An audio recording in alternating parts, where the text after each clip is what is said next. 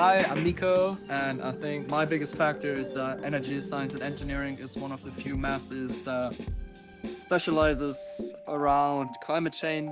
You'll learn a lot of methods on how to adapt climate change or how to even fight climate change, and that's what most of us are all about. I think the most special thing about this master is that we're a really small community and we all get along, we all do stuff together, and that's what's really special about this master. My specialty lies in buildings, how to make buildings more energy efficient. That's due to my second master, sustainable urban development. And I'm really interested in how to make cities greener, how to make cities more climate change adapted. Yeah, that's what I'm all about.